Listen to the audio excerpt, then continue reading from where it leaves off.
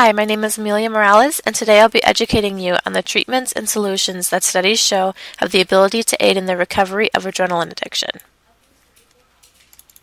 It's easy to succumb to all of the stress and chaos that may jump at you throughout the day. Adrenaline addiction can spawn from simple everyday activities such as work, shopping, emailing, or also any simple pleasures or recreational activities such as gambling or playing video games. According to Jake Messing, Director of Acute Intensive Services at the Regional Mental Health Center, what adrenaline addiction is exactly is the anticipation of hitting the big score.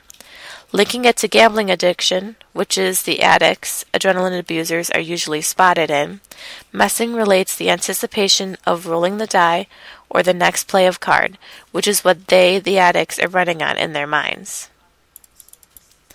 David Kipper, MD, and Stephen Whitney inform us in their book, The Addiction Solution, that over the past century, traditional addiction treatment has been an unparalleled failure. Close to 90% of addicts return to substance abuse within a year of receiving treatment. So, it's now not only a few people that are being touched by an addiction, but many people. Why so many, though? Is it from being misdiagnosed or mistreated? Oftentimes, doctors don't know where to start. Considering it's a behavioral condition, do they start with the addictive behavior or the substance itself? Some believe that addiction is a behavioral condition and some don't. In David Kipper's book, they believe that an addiction is not a behavioral issue, but a medical disease which causes behavioral problems that spark biochemical wantings or needs. Now that the treatment process has to be taken by a biochemical approach, a new treatment protocol is called to the stand. This new protocol is called the dual diagnosis concept. This approach must mix together by diagnosing and treating the disease and behaviors and symptoms. This new paradigm incorporates behavioral therapies which focuses on the medical treatment while also fixing the biochemical source of the disease and sets a healthy living agenda. Traditional recovery has included 12-step programs, counseling, support groups, exercise regimens, nutrition plans, and other therapies, but the piece that is missing is the interlocking with the biochemical imbalance.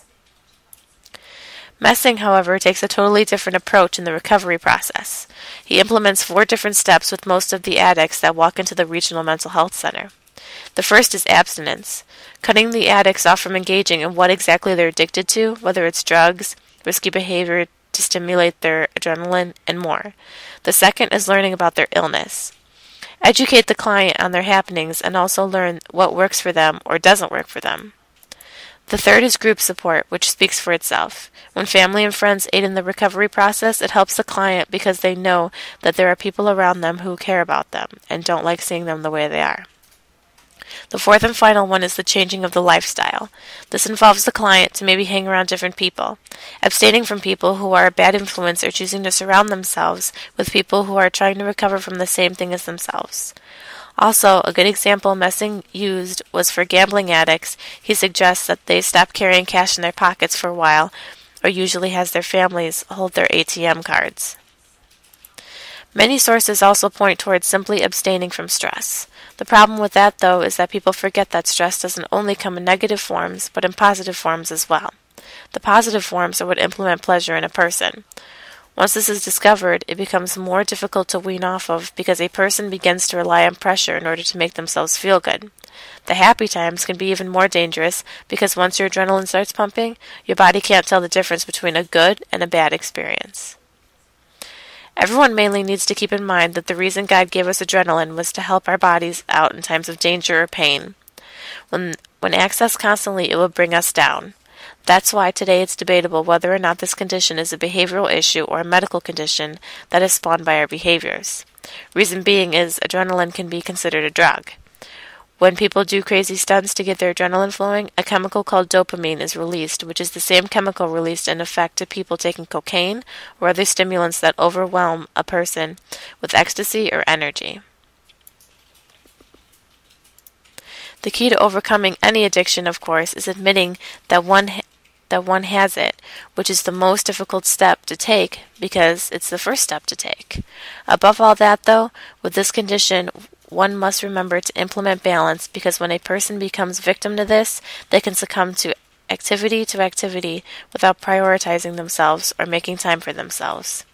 As Keith Rosen said in his book, The Complete Idiot's Guide to Closing the Sale, being superhuman enables you to accomplish more than a mere mortal is capable of producing.